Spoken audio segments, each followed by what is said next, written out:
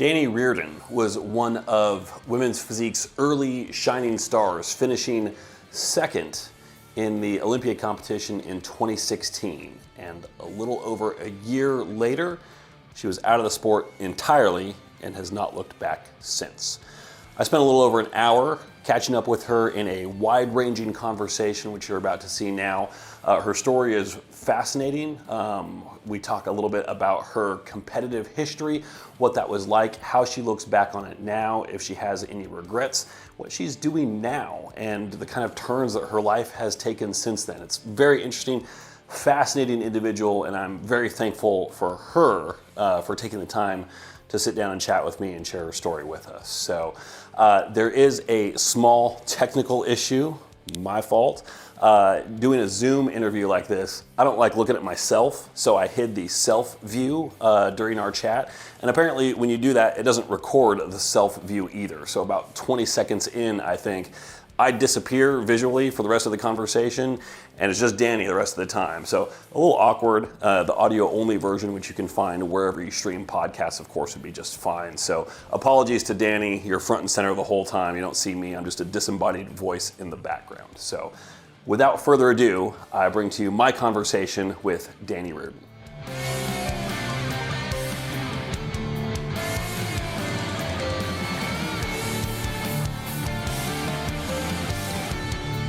All right, Dani Reardon, welcome to the Drop Set. How are you doing? Hello, hello. I'm doing well. Thank you for having me. Of course. So I feel like there is a lot of ground to cover here. So, my podcast is really kind of focused on bodybuilders, and you have a little bit of history in there. And I feel like if anybody is looking at this on Spotify or they pull it up on YouTube, they're going to see your name. They're going to be like, Dani Reardon, I remember her. Like if they're just following bodybuilding and not you specifically, and they might be like, what happened to her? So what did happen to her? Oh my goodness. I don't even know where to start with that. So what happened to her? I mean, as far as bodybuilding goes, Yeah. I kind of, the more that I think about it and the more that I've like explained the story, it kind of goes back to like a mushroom trip. And so that's kind of a big path for me now is the psychedelic mushrooms. But it was like my first real big experience with them. And after that, I quit Redcon like maybe a week or two later. And then slowly after that, the bodybuilding world for me started to unravel and the fire for it went away. And I didn't want to compete anymore. I wanted to explore a new side of myself. And I think after the Olympia, which is September 2017, things started to unravel for me anyway. And then I think that mushroom experience just sort of sealed the deal. And it was really hard for me to be out of alignment with what my heart wanted at that point.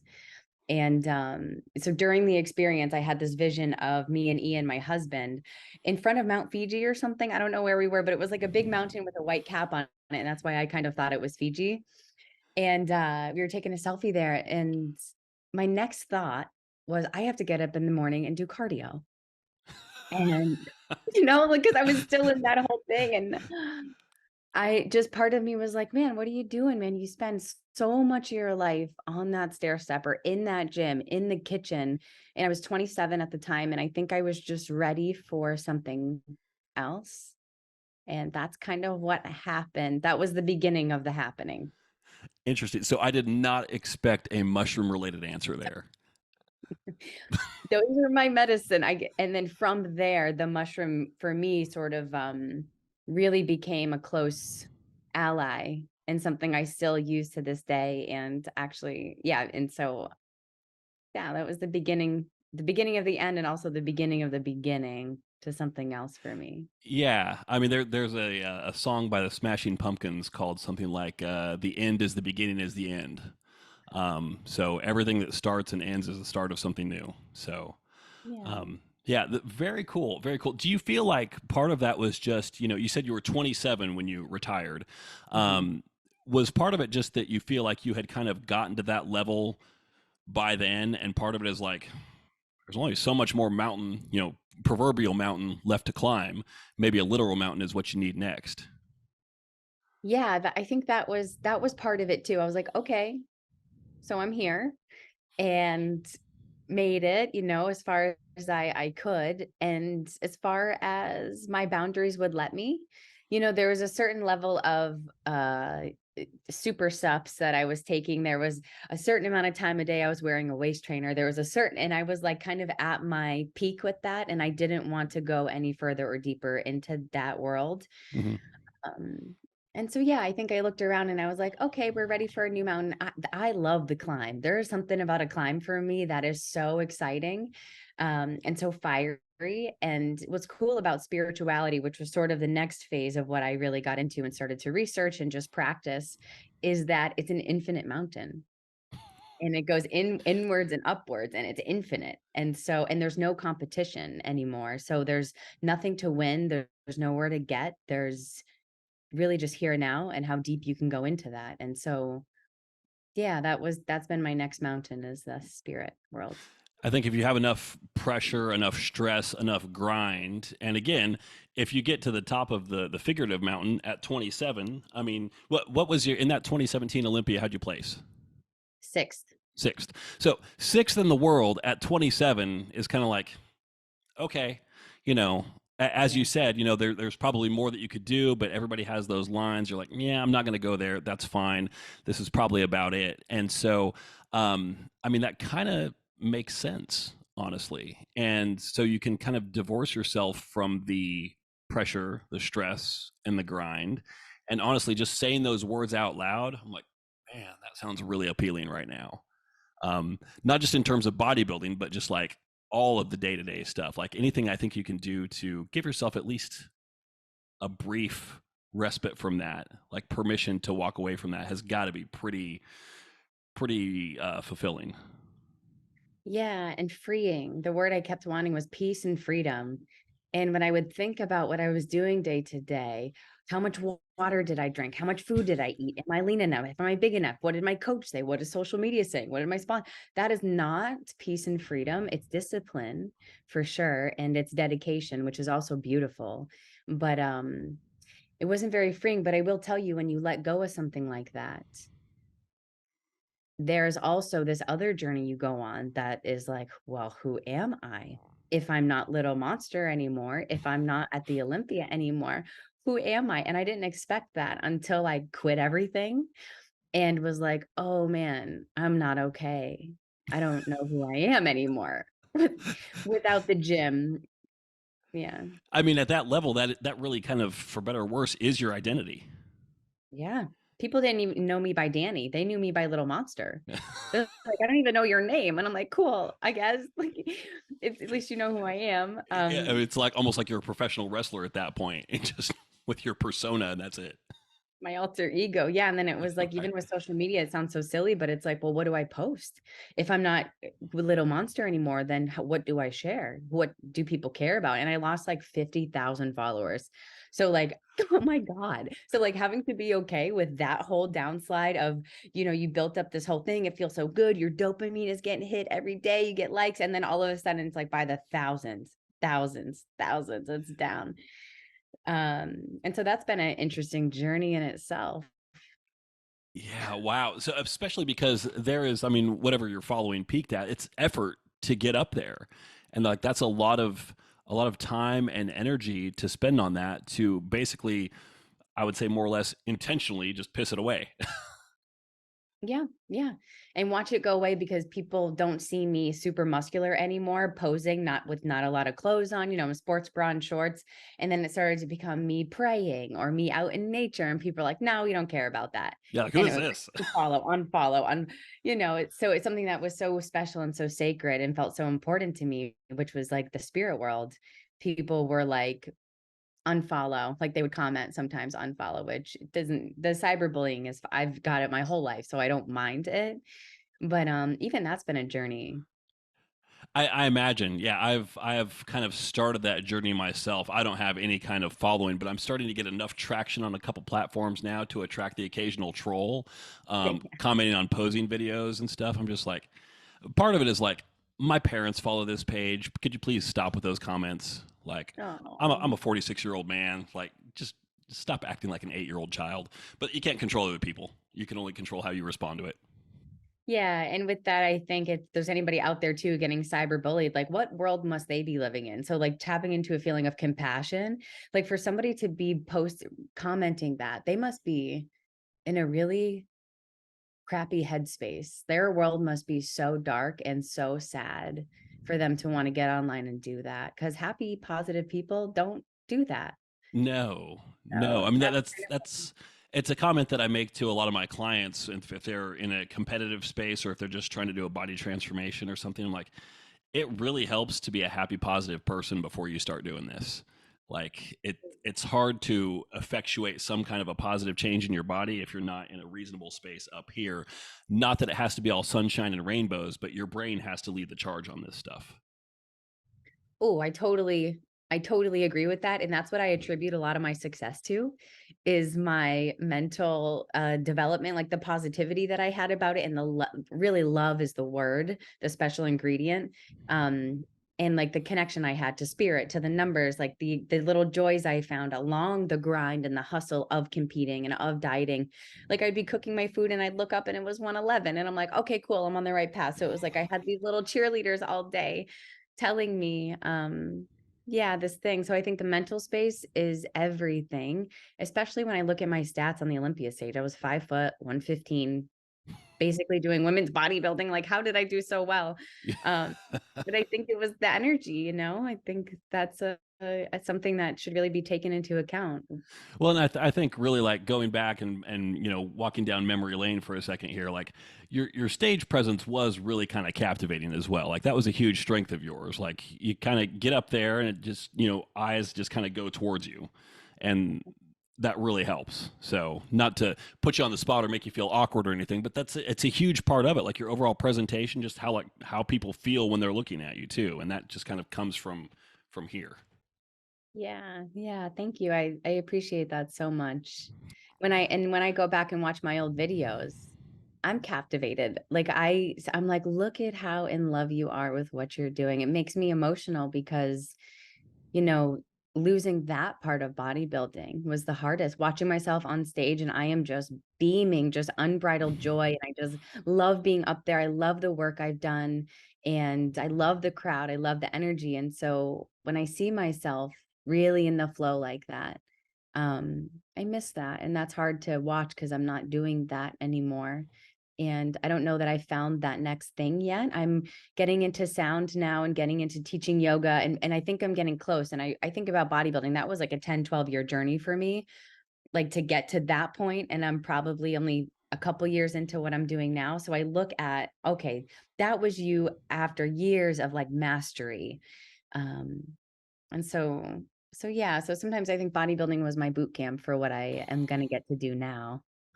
That's a good way of putting it. And you kind of answered the $1 million question there, which was going to be, do you miss it? And it sounds like on some Mhm. level, yeah.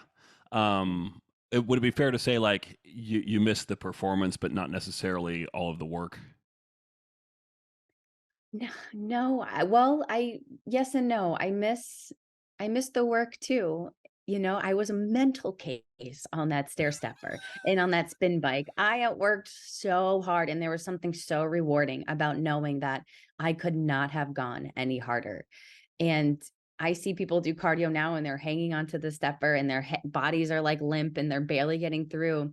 And I just remember holding on and like running up the stairs, like running for that center stage spot. And there was something about the work and the dedication and the purpose and knowing what you were going to do every day and knowing what you were working for every day and having that center stage to shoot for. So the work, the purpose, the drive I miss, because I don't have, it's like, what is my center stage now? And I'm so hyper focused that it's like, well, what am I doing? Spirit is everywhere, it's like, and now the sound thing is kind of cool. I have something I can shoot for. I have people I can look up to, which is great. But I miss the people.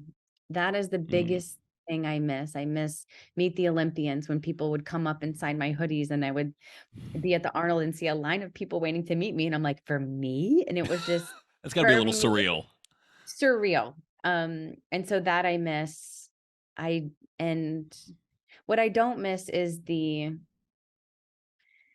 know, I have the supplements. There's a certain level of things you have to take in order to be at the top, I think, Yeah. especially in the IFBB. Like, I'm not going to cut it any and act like it's not part of it, but it is. And so there's always this constant, like, oh my God, am I changing? Am I this? Am I that?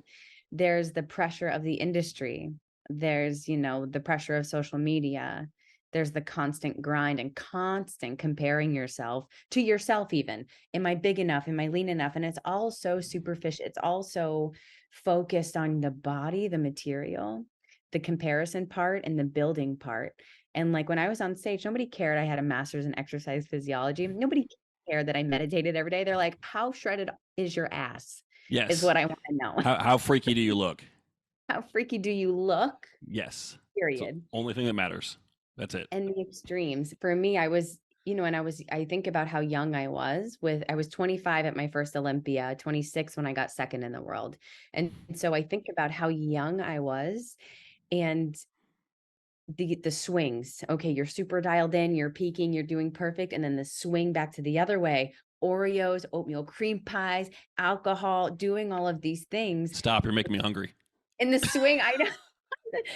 So the swings for me were really hard because I didn't know how to manage the off season. It was just like I was off leash. And I think now I would probably maybe handle that a little bit differently. But and I also don't think I knew what I had as far as the following and people listening to me. Hmm. I think I knew a little bit, but I think I was afraid of it. And so I sort of maybe in a couple ways sabotaged it. Yeah, Interesting. yeah. Um, do you still keep up with the competitive landscape at all? Not really. I think Natalia is Miss Olympia right now for Miss Olympia or for the women's physique. And then there's Sarah in there somewhere, Var something. Hmm. Um, so barely. I mean, I on social media, I'll scroll past people and I'm like, wow, people look good today. I mean, it's kind of funny comparing like when you were up there in 2017, 2016, where it is now. It's like that's a pretty short period of time for there to be such a sharp evolution. Like it's kind of crazy. It is crazy. And I don't know how I feel about it. I go back and forth between the sport is what the sport is, and they're beautiful bodies with lots of work nonetheless, but it looks different than it used to look. Um, yeah, and I'm happy I was in when I was in and got out when I got out. Because, when you want to win, you want to win. There's almost like no, it's hard to shut off that I'll do anything Hmm. mindset. Well, and Yeah. I think a lot of people probably have a journey that's kind of similar to yours. And I work with clients who do a show or two, and then they're like, "Okay, that's cool. I'm going to move on to the next thing now. Don't know what that is. That's fine." It's different when you're a random novice NPC competitor versus second in the world. Like there's a higher level of visibility that comes from that. And did you feel like there were expectations from other people that weighed on you and kind of made that decision harder than it should have been? Yeah, I think so. And I think I put a lot of pressure on myself too. But even like the sponsors and then the people, like even now, I still get messages from people online. And I mention online a lot because that's my tribe. That's my community who I get to speak to. And so I never wanted anybody to like touch my social media. I always wanted to be the manager of that because I would get beautiful messages from people, but I would also get messages from people saying, what did you do? I can't believe you quit. Like you gave up right before, like really like stuff that you really think about. And you're like, shit, did I just throw in the towel right before I was about to really get the thing? And even now, still today, I'll post a bodybuilding picture and people are like, is it a comeback? Or they're like ready for the, and I understand it, but at the same time, they're still like, get back on stage. Everybody loves a comeback story. I know. Even I think about it. I'm like, damn, that would be pretty cool. And to do it all plant-based to show people that, like, hey, you don't need to eat a bunch of meat. So that would be sometimes I think about that too, is like do it for the vegans. Cause I know my work ethic, I know my genetics, Hmm. and where you get your protein source may not matter. And it'd be cool to sort of prove that. But then I'm trying to prove something. And what is that energy about? Right. Right. So now you're putting yourself back. You're like reversing the headspace a little bit. And would that? Do you think that that would feel like a regression to do that, or do you feel like you could still consider yourself in a forward moving space and do that? Not to say you're seriously considering it, but do you feel like that would necessarily have to be a step backwards? I think the fire would be coming from the wrong place, and I would know that, and so I wouldn't be competing with, "I love the sport, and I love to win, and I love what it takes," versus it would be like, "I'm gonna show you that this can be done." Like, for me, that sounds a little sassy, a little dark side. Yeah. So I would be thinking about where is this, but I could twist it and say because I love animals and I love the sport and I want to show people what's possible and maybe they'll stop eating so much meat. So I could probably twist it, but it would take a lot of like, internal like where is it really coming from? Hmm. Because I believe in the energy that you prep your food with and the energy that you do cardio and train with, like it matters a lot. Yeah, I mean, it's not so much, with when I check in with clients, I always have them send me like this little spreadsheet template that kind of shows, like, in a quantitative sense, like what you did for the week, what day things fell on, just so I can see that. That shows all the X's and O's, but it doesn't show uh, the effort or the intention that went into all of those things. So that's the next level, is digging in, like, hey, how's your headspace on this stuff? That's everything. That's for me, well, you need a good coach to give you numbers, to give you the math, right? Like we need a plan to follow. And the reason why I created Conscious Champion, which was an online course that I started in 2019, 2020. And it was an online space for competitors where I would basically teach them how to compete consciously, develop a strong positive mindset, develop a spiritual connection to themselves, and be a better human.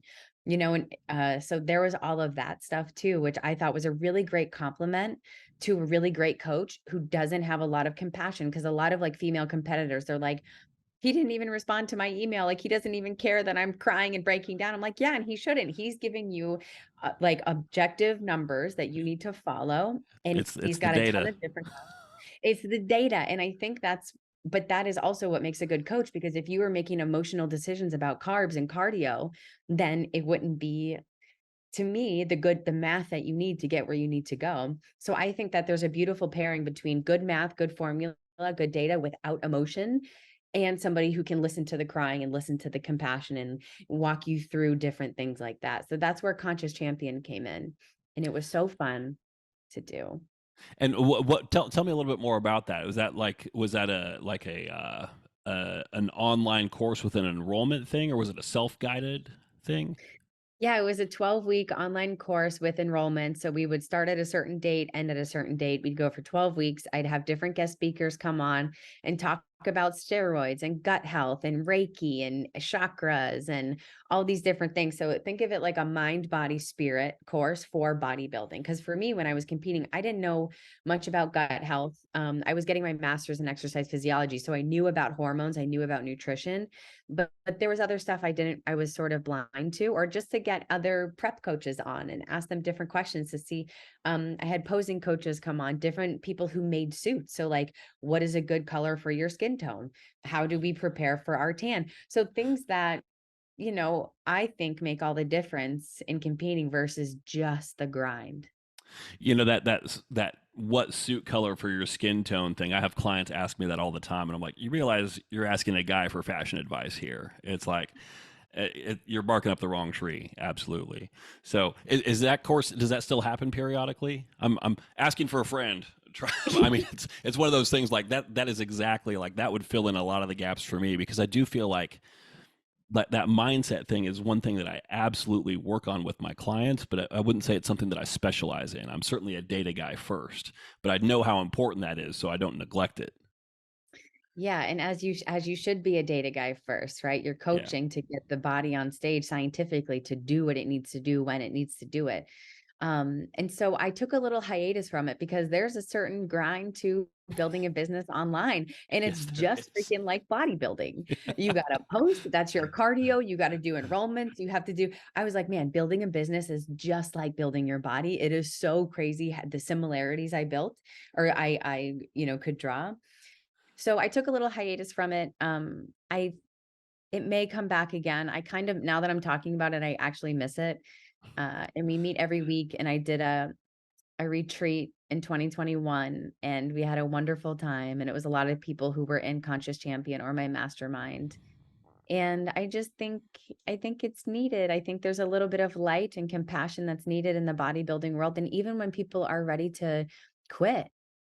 sometimes it takes a year or two or a couple more shows to actually admit, okay, I'm done, I'm throwing in the towel, or something really drastic to happen where somebody's hormones are super messed up and they're in the doctor's office now instead of talking to their coach because they pushed too hard and because they didn't listen when their body was tired. So I think it'd be good for them to have somebody to talk to about all of the other things, you know. Yeah. The scary thing is when you get somebody who's in the doctor's office with evidence that they've pushed too hard or done something that's a little too excessive, and then they don't change what they're doing.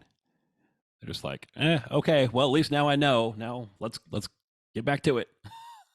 Yeah, and that's a crazy thing too, is like there's almost this addictive quality to it, or this 100%. self-harming, thing, which I also understand because I was there too. I have the addict gene for sure. And I have to watch it. So I know when people come to me and they say like, I can't stop. Um, It's really hard to be successful in bodybuilding if you don't have some level of an addictive personality. Yeah. yeah. Yeah. Hmm. I want to talk about some present day stuff that you're doing Okay. here, but one more thing first. Sure. What about your typical day-to-day bodybuilding routine grind do you still maintain today? I'm afraid to answer this. That's how I know it's a good question. None of it. Do you have a gym membership? Yeah, to Planet Fitness, and I don't even go. I don't even remember the last time I've been to the gym. Oh my God. I'm I'm slightly embarrassed to answer that, but Full transparency here. This is a judgment-free zone, much like Planet Fitness. So good. Okay, that's yeah, perfect. yeah, Yeah, it feels kind of good because but I do feel myself wanting to lift weights. Like I work at a yoga studio and like if I'm teaching a lot of classes, I see my shoulders start to pop out and my little veins start to pop out again. And I'm like, God, my body just wants to build muscle. Like it's just built for it. And I'm being such an asshole by not going in. But I feel like I don't have a ton of aches and pains anymore. I'm at a pretty good point where I'm not overly like heavy and hungry and bloated all the time from eating because when you work out a lot, you're hungry a lot. So I'm sort of at this really nice happy medium, but I don't I like went to the gym I think for like a month, maybe maybe 8 9 months ago. That was like my longest stint and it felt kind of good to be on the stepper and kind of good to have like a shoulder day again. But the fire for the gym has totally fizzled out and it doesn't even look or feel the same. yeah. I'd like to have a little bit of muscle back in my body just because I know my body likes it that way. Um, but it's very hard for me to stay consistent. And I have tried for 7 years since I Well, quit. It's been 7 years. Oh my God. I mean that's the thing. It's kind of that hot and cold light switch. It's like you're 100%, 100%, 100%. It's hard to just dial it back a little bit. It's almost like aversion therapy at this point. It is, yeah, going in is sometimes difficult for me to see Yeah. people competing. I like see them, I feel for them. I want to be them? It's like very confusing actually. Yeah, I imagine. Do you feel like do you feel like there's any kind of this isn't the right word, but I'll use it anyway. PTSD, like, like, okay, I was there before. Like, uh-oh, are you worried that maybe you might get some of that fire back, and you don't want to be 100% committed to that again? Ooh, that's a good question. Yeah, I think there's a little bit of both. And yeah, I don't know. PTSD is an interesting way to say it because I used to say that like right after I quit, I would go to the gym and see people on the stepper and I would cry. It would make me so emotional because I'm like, there's a part of me still on that very stepper that she's on right now. Do I want to be there? But it doesn't feel good. And Like you kind of um, see the ghost of yourself on that stepper too, oh, probably. that just makes me want to cry right now, even. Yeah, it's like the ghost of little monster in the gym. And it's really hard for me to be there if she's there.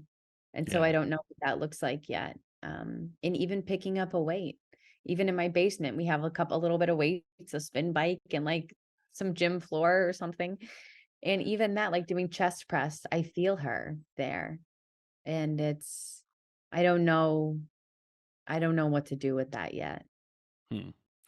You did mention one thing. You said you don't feel so banged up now. So in your competitive heyday, do you feel like like just the physical side of things? Like, was it really taking a toll? Like you were feeling, was it just like, ugh, I feel creaky. I probably feel 5 or 10 years older than I should, or were there like more significant injuries and things that you were battling against? Um, you know what? Luckily, I never had any big injuries. I had a little shoulder twinge, and I still kind of like actually, if I touch it, I can still kind of feel it there. But I never pulled a bicep or a quad or yeah, right. Like I feel like Same. it's almost like carrying around a gallon jug. You're like, oh yeah, right where your bicep attaches, right there. Yeah. Um, so there was that, but it was I think it was the constant work, but it felt good. And maybe that's that little bit of addictive thing there. It was like the pain kind of felt good and it was over time. It was getting close to a show, your body kind of starts to feel. And then I remember my first yoga class in the gym trying to get down into a deep, deep like yogi squat. Now I can get way down there. But before I was like, oh my God, my glutes are so tight. And then twisting to try to pose even. Everything was like, I was such a muscle that I couldn't even move. And I think that's what was causing the connective tissue to pull and to feel so off. And I Definitely. was also getting body work done, which wasn't really that great. Like cupping, it feels good a couple days later, but during it's like a torture chamber. Yeah, it's like additional acute stress on the body. Yes. And that's a great word to say. I think acute stress is a good way to put it because you're training sometimes 2 times a day, cardio sometimes 2 times a day, body work, cooking, you're on your feet, you're cooking, you're doing a bunch of stuff. So I think it's a cute little micro stress and trauma consistently.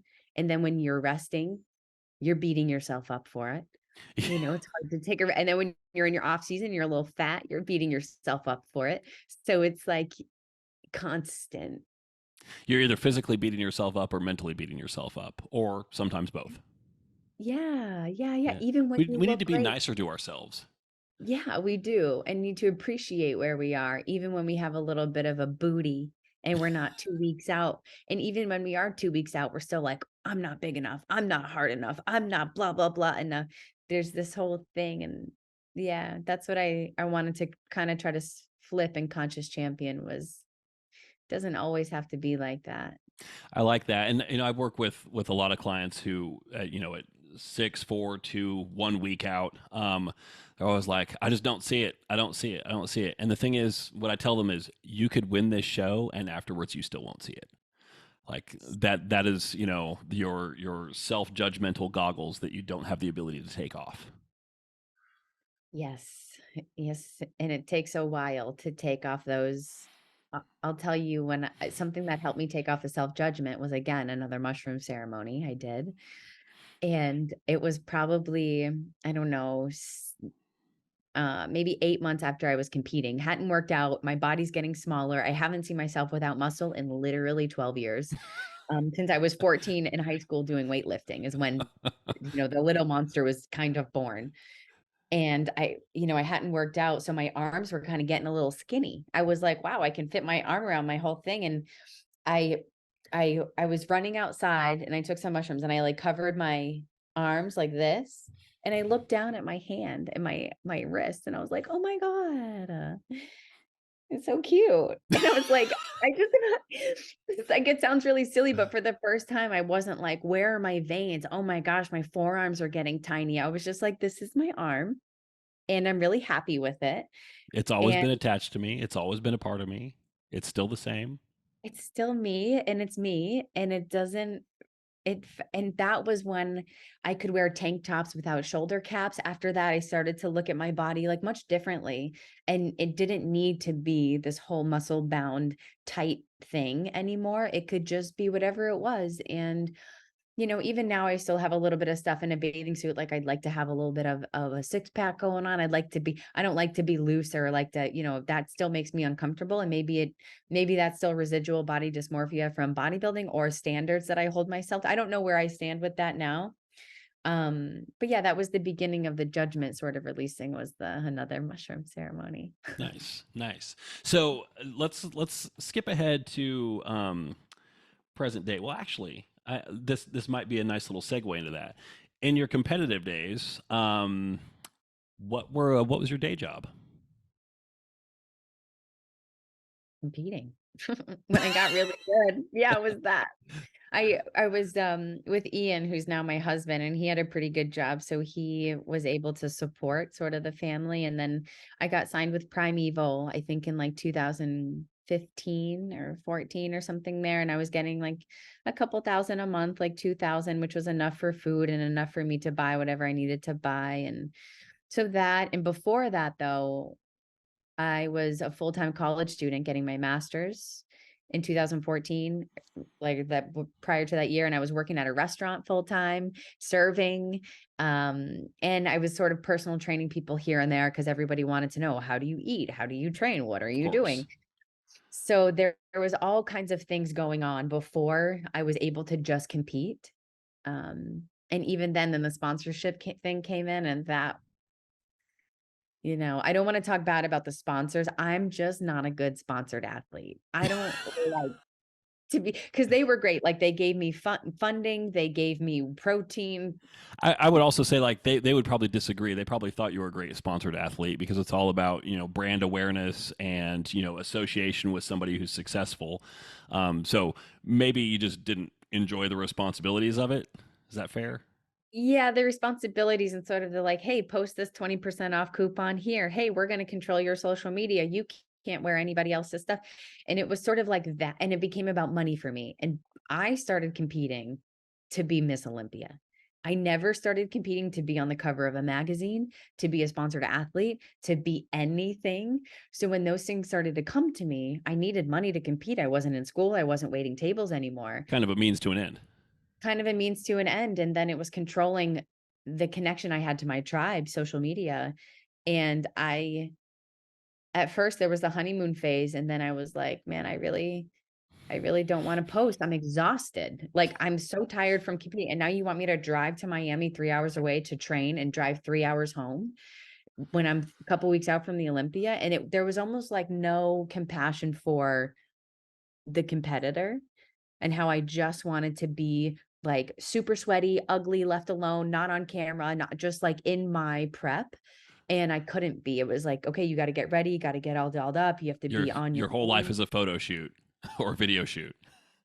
And that was exhausting. And Yeah. yeah, yeah. I mean, I can totally relate. I mean, this is not easy to maintain here. So It's so beautiful. So I was curious about what you were doing before because I was kind of wondering, like, with what you're doing now, was the genesis of that already in place? But talk a little bit about, like, what is the business of Dani Reardon now? Now, well, it was the conscious champion space, and it still is. I need a little bit of a break. I had to go through some of my own processes before I could get back online. This happens to me every now and again. I like go really hard online for 2 years or so, do great stuff. And then I'm like, all right, I need to be a hermit. Bye. And maybe that's the cancer in me. It's good to allow yourself that kind of a reset. I think that's great. Yeah. Cause then I come back with this new energy, this new vibration, and I'm ready to share all the different things I've been through, Hmm. and ready to teach new things. So right now, I am focused on teaching yoga, which is going amazing, and doing my sound healing work. So I have a ton of instruments all around here. I play a native flute, the bowls, a harmonium. I got a looper station. And so I'm really excited about sound. I saw in an Instagram post the Looper Station, and I don't know if you can really hold on. Is that coming through there? Oh, That's yeah. that's about half of them. The other half are under a drop cloth back behind this wall. Um, so I'm a pretty terrible guitarist. I'm much more of a piano player, but I like to collect left-handed guitars if nothing else. But I've always been fascinated by anybody who can use a looper station. Especially like under a live setting and just do it masterfully. And I've seen some of those people and it's so impressive. And it's like, that's a level of coordination that I don't think I'm really ready to practice for. So much respect to you for that. Thank you. I appreciate it. And though there's a whole, when I see people who are really good at looping, for me, that's the Olympia. Now I'm like, okay, I see, because like we said, I like the climb. It's when I'm good at something right away, it gives me hope, but I need something to shoot for. I need to know that I have the genetics and the work ethic, and then give me 8 years and I will be where I need to be. So with music, I have something there where I can play and pray, sharing it with my sound healing stuff. And now I can add in the electronic element with a little bit of an echo and build the beat and build the thing and create a whole soundscape. So for me, that is what I spend my every second of my free time doing is I jump up here and I sit with something, with sound. And I go to the nursing home and do it. I have my first one at my yoga studio coming up. I know the nursing home. Nice. And I'm here in Cape Cod, Massachusetts. My grandma's here, my dad's here, and I clean. Okay. I love cleaning. And I feel like my parents and my husband don't like when I tell people that I love to clean, like I'm a cleaning lady. Um, but I do it at this beach house. It's my third year in a row. I've been doing it for the summers, and it is my meditation. It's like my spiritual work. And I listen to my teachers in my earphones about sound or about Ram Dass or spirituality or something. That's who I'm with for 5 hours only. And I'm with this house who has become my friend. And I clean it, I bring flowers, I make it beautiful. And it is my time where I don't have to teach anybody anything. I don't have to be on a call. I can be with just me and learning. So for me, it's become sort of my spiritual path to clean. I think that's awesome. I mean, I think that's like it's on the same level as being a dog walker or something like that. It's like, it's work. It's something that is also simultaneously therapeutic. Um, Yes. and I think that's awesome. Like we were talking about before we started recording here about the renovation work that I'm doing back behind me with the fancy drywall here, and how I can do that as well. Like I don't listen to anything. Like I mean, the sound of power tools is kind of therapeutic to me, but I can just let it all go, get the tape measure, measure things, write down numbers, let my brain work in a slightly different way. And it's relaxing. And my wife was like, how are you doing this? Like you went to the gym earlier and now you're doing this. Aren't you exhausted? I'm like, I'm physically exhausted. Yeah, but it's mentally restorative. Yeah. And when I hear you talk about that, it's like presence. It's like when you train, right? It's like presence because you have to measure correctly. You have to be hammering correctly. You have to be there in the moment, or else you're going to put a hole in the wall or cut something on or cut yourself. So you have to be in the moment. And I think when we're so presently focused, like when we're training, if you're training well, everything else falls away. And that is the meditation. That's the purpose of it, is that. And so that's what I find cleaning and with sound and with teaching. And something else I also do was because I stopped Conscious Champion, that was sort of how I was making money. I started working at a restaurant, Hmm. and it's really fun. It's really active. And I was so nervous because I'm like, man, I'm back here serving, like waiting tables. I thought I was done with this in college. Like, I can't believe I'm 33 at a restaurant. And some of the people that work at my yoga studio work there. And I am so pleasantly surprised at how much I love it. Like you come in and you hustle and you work and you meet people and it's a social hour and it's a really great environment where I do work and it's really good money. And so and I shut my brain off. I don't have to be preparing a yoga class. Like I don't have to be super creative. I just have to meet people and the way I've And know the made, menu. which is hard for me. It's like, I don't eat anything because I'm vegan. So I don't even, I'm like, how do you want your steak? Are you sure you want steak? Or they say like, hey, which of these steaks is your favorite? Always. And I don't like seafood either. So, and I'm up here on Cape Cod. So it's like, Oh. we're like, what do you eat? And I'm like, the bread, like, um, oh, I love fries. They have good fries there too. So I just say, well, this is a fan favorite or something like that. But the way Fan that I favorite. made, That's a good way to put it. yeah, I kind of like divert a little bit of that sales training in there. Yeah. Well, it's fun. You said Cape Cod. I did not. How long you been up there? Since 2020, like July 2020-ish. Okay. All right. We took a trip this last fall. We flew into Boston and pre-Halloween we wanted to hang around Salem, Massachusetts, which was a little bit of a disaster, as you can imagine. We were there mid-month, so I know it got crazier after that. And then we hung around in some places that were close to the bay, and then went up and stayed outside of Portland, Maine, for a little bit. But the other thing is like I can't do seafood. My wife loves it. So I just bit the bullet and I'm like, all right, cool. So I had so many lousy burgers on that trip because you're at a seafood place. They don't know how to cook a burger. And one place even said, like, this guy at the grill, he doesn't really know how to do a burger. And it came, it's like, yeah, he really doesn't. And I told the server, I'm like, you weren't kidding. That was like, it's fine. But man, you were right. That guy does not know what he's doing. My was, goodness. oh, Yeah. it was just like, how do you serve this to people? But yeah, if you're a fan of seafood, that's the place to be. So I feel your pain in that I can't do it. Yeah, I get a lot of smoothies when I'm out and coffee. And then I make a stuff at home, which is good too, or the fries. Sometimes I'll sneak a cookie. I mean, yeah, Let's be real. let's be real. It's still We're good. putting it out there, warts and all. We can't start lying about food. No, no, no. Um, and I wanted to say something about people out there who are serving and waiting tables. A way that I've been able to shift that into a spiritual practice also Mhm. is, everything is the universe and everything's connected. So for me, I'm the universe serving the universe, the people at the table, the universe, which is food. So even something like serving can be so sacred. And when I greet people at their table, or if I do an event and like it's a baby shower or something, I greet them with that energy and I watch their whole body language soften. Their eyes soften, their shoulders drop. They want to know my name. They want to know how long I've been here. They're taking selfies with me and they're like, "Why does everybody love you so much?" I'm like, "Cuz I'm out here meeting God. I don't know what you're doing." You know? I mean, if you bring that kind of an energy to it, though, because in a setting like that, especially, it's not expected. You're expecting to see somebody who is doing a job and can, like, fake it and turn on the charm for a little bit. But if you meet like a genuine soul and someone whose personality just comes through in every little bit of their interactions with you, like, that can be shocking for some people because it's so unexpected, I think. Yeah, and it's interesting to watch the shock too. Instead of they're like, "Hey, can I get a vodka soda?" Um, and then they make eye contact with me, and they're like, "What's your name?"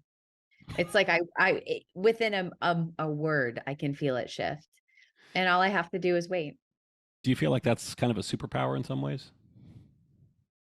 Yeah, yeah, I think it is. Yeah, it's a practice, and I think if I greet people with that, then they can find that feeling in themselves, and I think that is a really beautiful thing.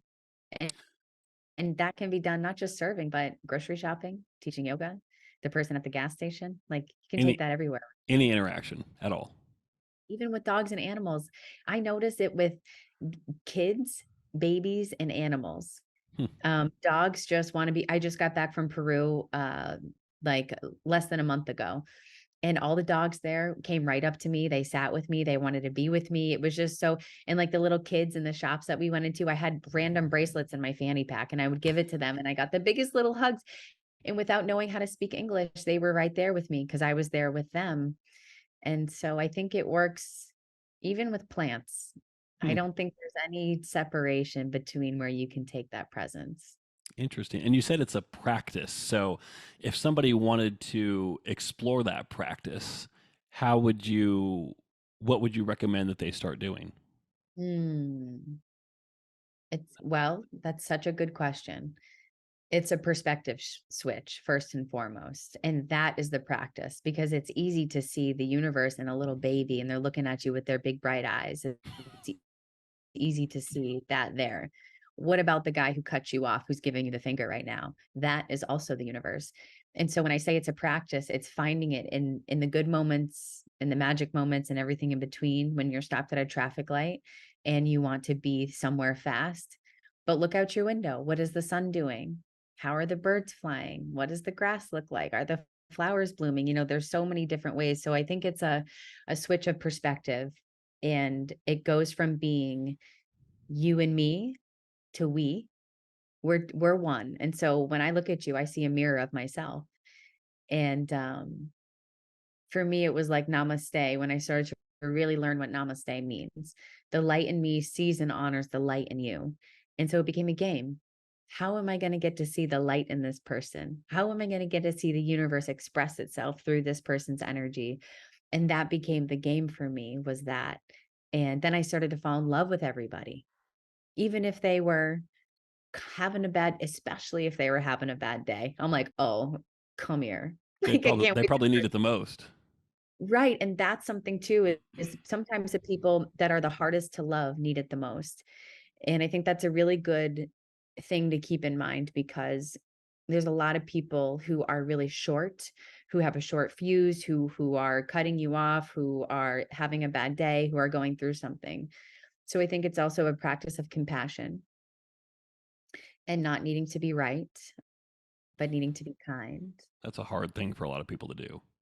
I know. I would put And it's myself in that category as well. needing to be right all the Yeah, of time. course. Me Yeah, too. need to be Mr. Know-It-All. Absolutely. Yeah. It, And I it do too. it seems like a lot of what you're also describing here is just finding. My wife harps on me about this in the most loving way possible. Finding the ways in which you distract yourself on a routine basis and slowly eliminating those or reducing them to increase how present you are in a specific moment. Yeah. Yeah. Yeah. It's presence. And that's the practice, is presence. And that's what meditation is a practice for the present moment. It's not to be a good meditator. It's to be here now. Right. It's like, for me, my athlete brain wants to go, how can I be the best meditator on Cape Cod? It's like, nobody cares that you're meditating. Why stop at Cape Cod? Why not the whole Northeast? Oh, that's next. That's like the pro level, right? So it's like, for me, yeah, So what you're saying is there's no Miss Olympia for meditation. no, it's just the way that you treat people. Because I've looked for it. I've done 120 days in a row with no stopping. And then my app broke. Okay. And I lost all of my numbers. And I was like, wow, talk about practicing non-attachment. I was so proud of that 120. I was like, look at me, because it keeps track of consecutive days. It And then seems like the kind of thing that a meditation app probably shouldn't do. right? Especially for people probably like us who love to see that progress. Exactly. And then it Exactly. breaks. Or maybe it breaks on purpose. It's like, once you get to 150, it's gone, baby. It's teaching you a lesson. That's right. That's right. It is. And So that's, yeah. do you do any kind of like individual coaching with anybody, or is it really just more focusing on your own practice and finding ways to share that with, as you put it, your tribe?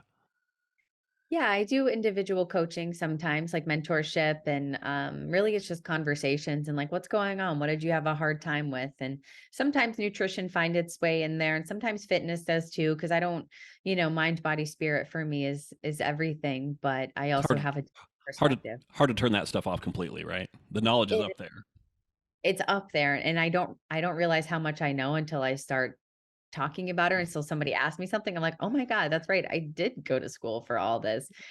So it's fun. But I like the conversations, the one-on-one, like, what's going on? Let's dig in there kind of thing.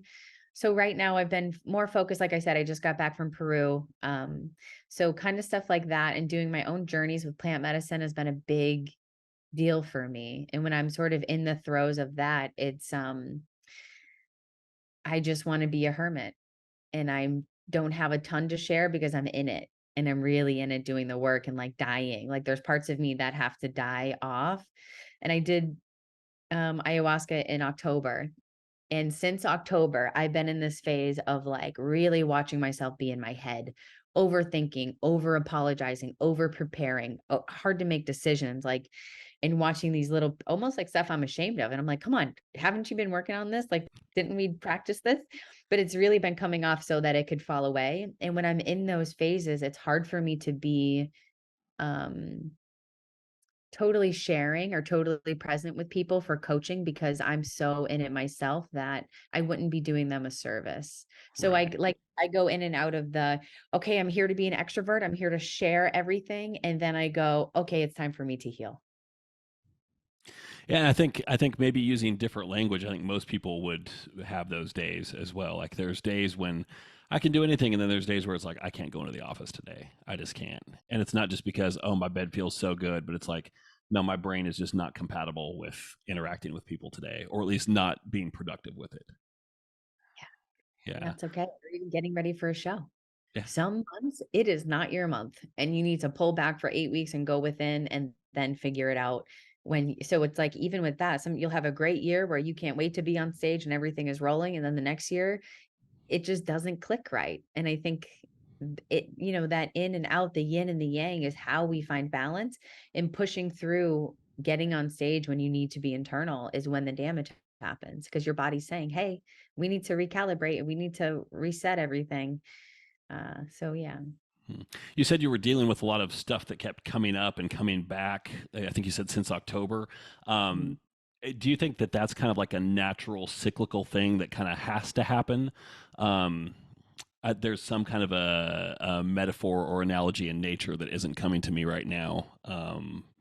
But you get what I'm saying. Is that, or was there something happen that caused that to come back, or is it a little bit more natural?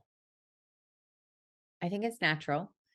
I think it cycles. We're cyclic humans, we go through things just like the seasons. It's natural for us to hibernate, and it's natural for us to be really productive summertime. So I think that it's natural to have moments of reflection and moments of expansion. But for me, what kicked it off was probably the ayahuasca that I did. Because after you do that, the ceremony begins after the ceremony, because now your energy is different. Now you know things you didn't know. And sometimes you can't do stuff that's no longer in total alignment. And that creates a whole cascade of your physical life now recalibrating to your vibrational life. And that can be very messy. And it takes time to integrate, versus going to ceremony after ceremony after ceremony. You're not giving yourself or your life time to recalibrate around you. So I think it was time for me. The year before that, I had done a conscious champion, a mastermind, which was 5 months long. I launched a retreat, my first retreat, did it all by myself, and did conscious kids, which is when I taught kids about the earth and the elements and like all this different stuff. So I launched 3 huge programs and did a retreat That's a and lot. married 2 people. Oh my goodness. It was like the most exterior I had ever been, and like officiated 2 weddings for my friends. So I was on a plane like every month.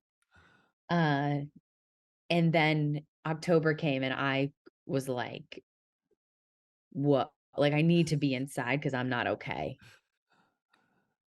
Well, in October is kind of the start of hibernation period up in Cape Cod anyway, so it kind of worked out well there. If I listen, if I do what nature's doing, then it works out really well. Yeah. Yeah. So before we started this, was there one thing? This is how I grow as an interviewer a little bit. Was there one thing where you're like, okay, I hope he asks me about this, or we need to talk about this, or whatever that we haven't covered yet? Um, Like no. if you want to plug your new metalcore album that's coming out or anything like that, or Oh, I was going to ask actually the music that you do you record any of that and publish it online anywhere? I haven't yet. I just got the looper about a month ago, maybe less than a month ago, and so I don't even know how to hook it to my computer yet. I've just been like getting timing down and seeing what instruments go with what and how I can layer it. So I've been really in an experimental phase and just playing. But I would That's the best. It's the best. Yeah, and so I'd love to release stuff on Spotify, eventually, and what I think about that is I'd love to do not necessarily like a song that I could recreate over and over, but like an intuitive track where whatever happens in that 7 minutes, that's what's gonna get released, and just kind of have that be a one-time thing. And if people come watch me play, so now I'm already seeing myself on stage. This is how my brain works. So I'm like, if thousands of people come to watch me play one day, I'm just going to play, and they know that they're going to get some sort of soundscape or some sort of 2-hour set or whatever it is, but it's going to be different for the most part every time. Yeah. So that there is a market for stuff like that online, because that's the kind of stuff that my wife is a teacher, and she plays that kind of stuff in her classroom to calm the kids down. So she teaches art, and so when it's art time, she'll put on, chill music, dim the lights a little bit, and so it's really more of that like almost improvisational, ethereal, very, designed to kind of suck the energy down in the room a little bit and help the kids just kind of, find a little bit more peace. What grade does she teach? Pre-K through fifth grade, so like Okay. ages 4 through 10.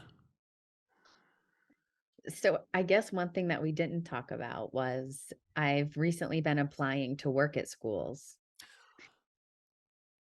Yeah, because I'm serving and cleaning and teaching yoga. Like I do so much, and I'm calling in. I need more abundance and I need simplicity.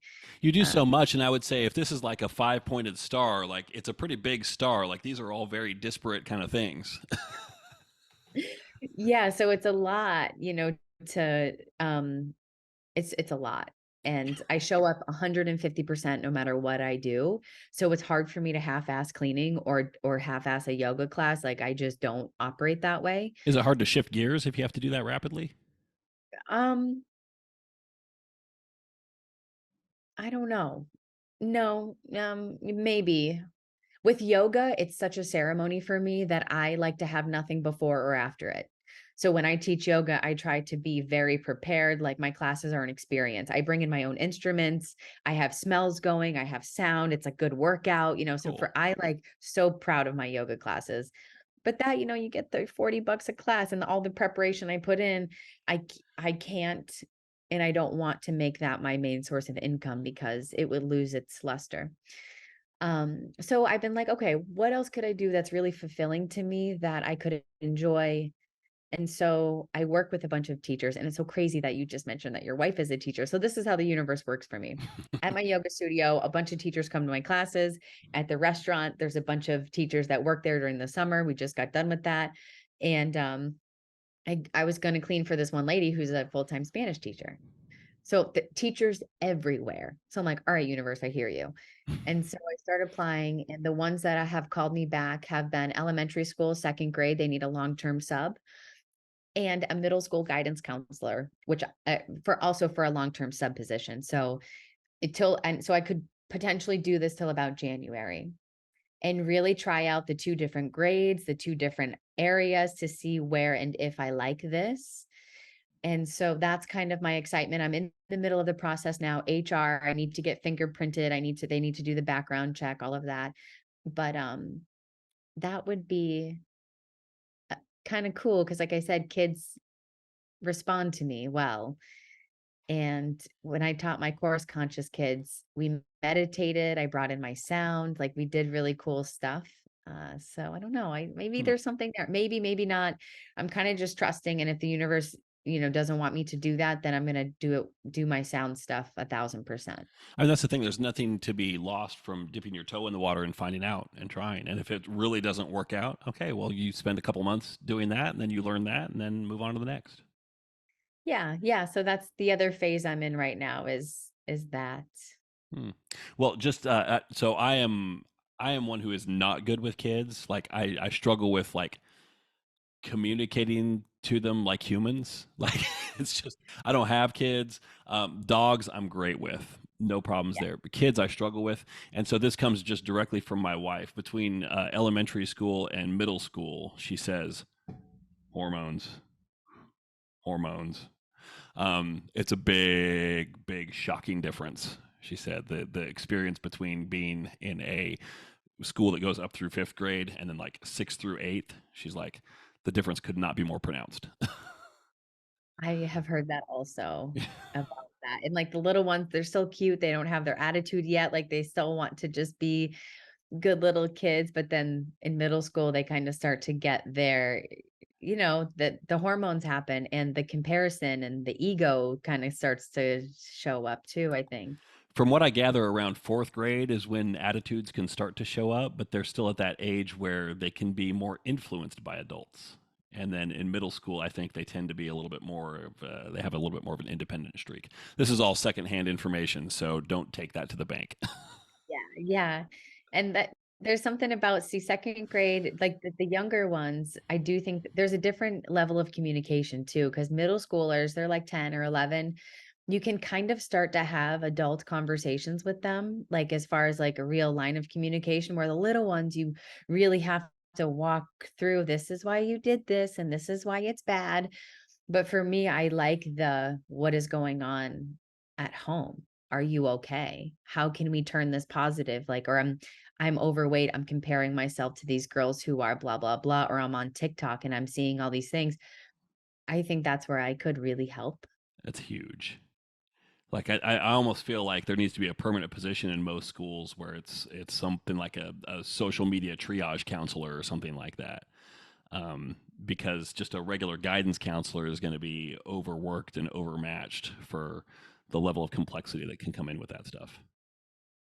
Yeah, that's and I asked the principal when I interviewed with him, I said, "What's your biggest problem in the school?" And I kind of thought he was going to say bullying, but he said social media.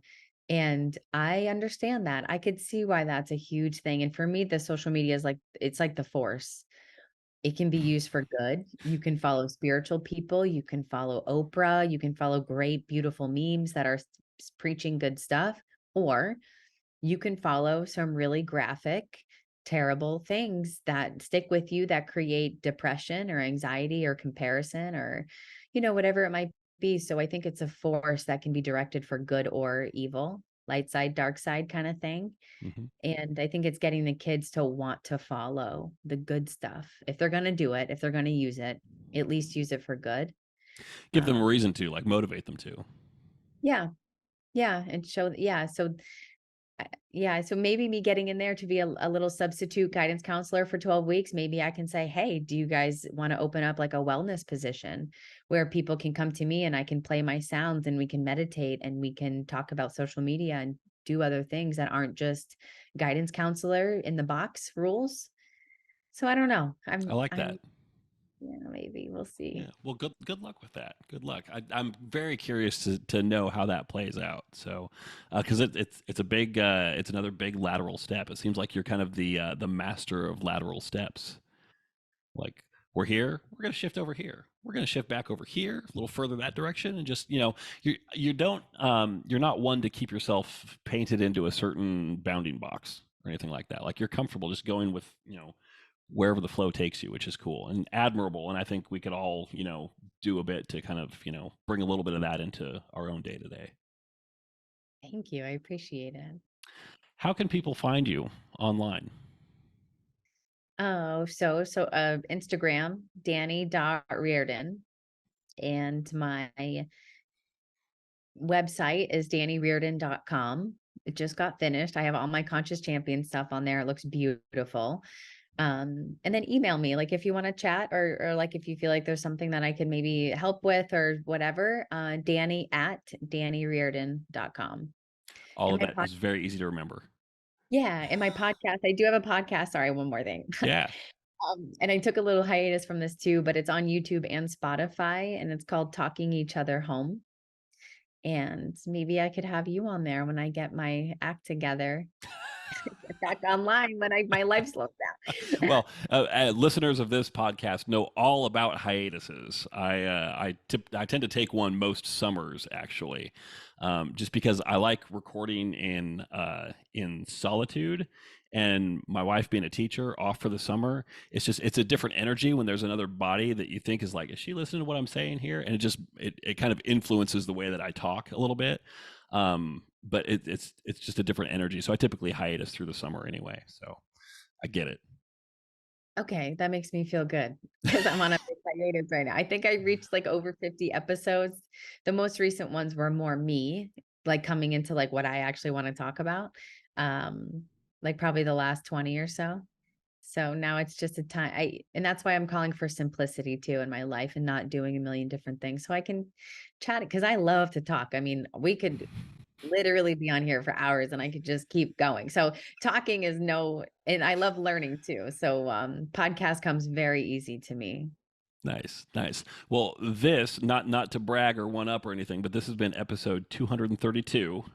So I Cool. I've been doing this since like 2016. So if you figure out and do the math, you're like, okay, he's good for about 30 a year or something like that. Something more or less. But yeah, the hiatuses, it's a very real thing. A lot of podcasts just operate on a season basis where they'll put out like 10 or 15 episodes for a season and that's it.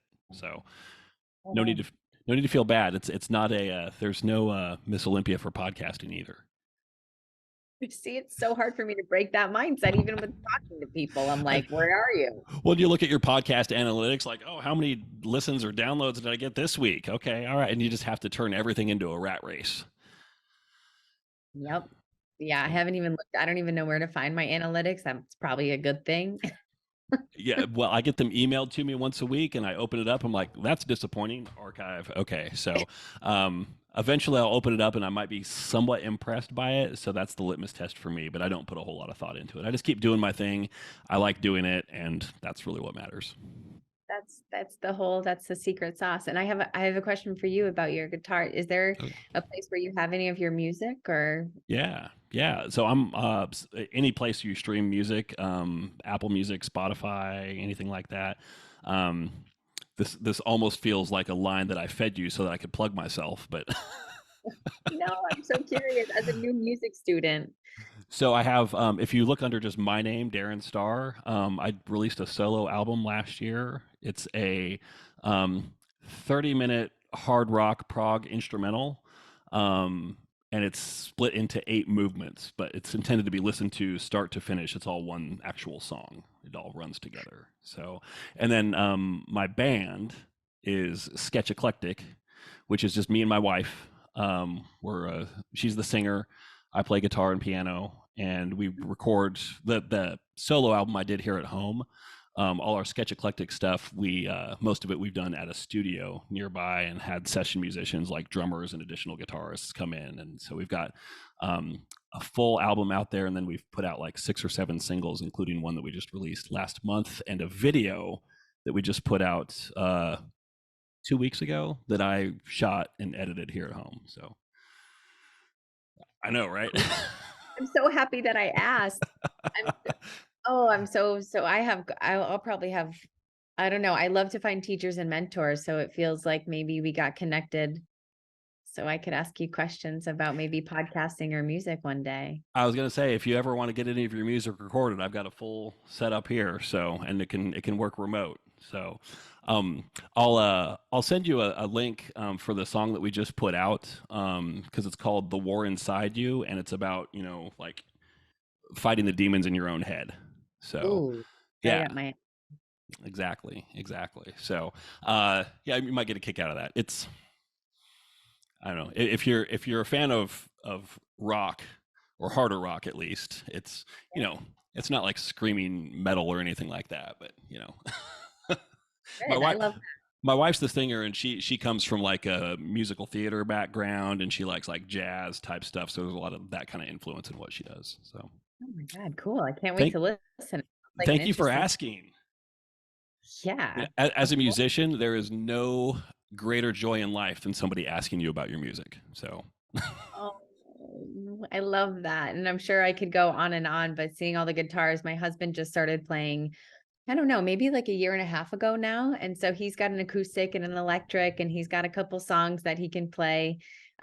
Recently he's learning a Linkin Park one. One of my favorites is Jurassic Park. Um, so yeah, we're just like kind of little baby musicians over here, figuring it out, but just loving to play with it. that's great. I mean, I would say as recently as 2020, like I've played piano since I was 14, but in terms of like recording music, I had no idea what I was doing in 2020. And I go back and listen to some of those recordings now. I'm like, that's pretty terrible. And I listen to things that I put out now that are just demos. I'm like, I would be comfortable releasing that to the public. Like that sounds like a finished track to me. So, um, if you put some time and effort and research into it, then again, there's no Mr. Olympia for recording music. It doesn't have to be a competition, but it's just like, what's the level of quality that I want to put into this, and what am I ultimately going to be happy with? Because it's something that's a part of you that you're sharing with the world. So it's a reflection of who you are, and it stays out there. So you've got to be comfortable with that too. Yeah. Yeah, that's a cool way to look at it. And even that's a spiritual practice. Like the creativity is like the universe flowing through you. And I don't write most of our lyrics. I write very few of them, but there are a couple of songs on the first album that I wrote, and I didn't sing it, but you write them and somebody else sings it, and you're like, wow, I just put a pretty significant piece of myself out there. Like it feels very exposing, and you think about all the people who have written music and released it over the years, and they've all gone through that same experience and opened themselves up like that. And once you do it yourself, you're like, that's really kind of profound. Wow. Yeah. Wow. Yeah.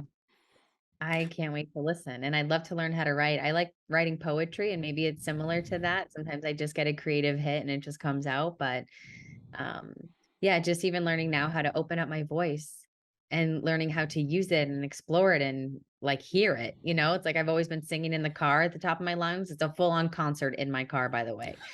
Um, but now I can hear it without other music around, and it's been an interesting journey, and yeah, like freeing and exciting and yeah, Yeah. vulnerable. Well, and as your husband's playing, one thing that you can really do is just sit there with a notebook while he's just playing whatever, just strumming stuff, and you can just kind of write what comes to mind based on what you're hearing there. And then this is what happens with us sometimes. My wife will go back and say, "That thing that you were just playing, do that again." And like that can be the start of a song. It could be that simple because she has a lyrical idea that goes with something musical that I was doing. It could be that simple. Wow. Yeah. What a cool way to connect your relationship through music, through Yeah. sound. Yeah, well, Powerful. we met online, and she's not a gym going type at all. But so my profile, it was on eHarmony, said, what was it? Personal trainer, bodybuilder, musician. She was like, strike one, strike two, home run. So so that was enough to make her think like, okay, I'll contact this guy. So Oh, that's yeah, awesome. yeah, pretty funny, pretty funny. More powerful than anything. They say that sound waves can permeate all the different layers of our energy and our consciousness. So like not just, the physical layer, which it does create harmony in our cells, but into our energetic layer and even deeper mental layer, spiritual layer, like the sound waves travel, permeate through everything. And So yeah. I think there's got to be some truth to that because, and I don't know if it's just sound waves or if it's the content of it, but like with music, more so than any kind of visual medium or even a conversation with a person, like music gets a specific physical reaction from me when I hear it. When I hear something that really connects with me, like I can feel my body change. It's pretty special. Isn't that amazing? That's why I'm so enamored by sound healing. And I don't like the word sound healing because then that conveys that I'm a healer and somebody needs to be healed. I don't like that. I don't need to be that, but the power of sound is so interesting to me, and the intention with which you play. So, because sound is a carrier wave of consciousness, sound, what was it? Frequency plus intention equals healing. So just like how like your favorite song can increase, you could have a great workout, or you hear a song and it can make you sad. That's the vibration of it. Maybe it's the lyrics, maybe it's the way the person's playing, but either way, it's vibration you're feeling. And so if we can direct the vibration to reharmonize the cells and to make people feel better, um, then I feel like there's something really beautiful. Maybe even the future of healing is in sound.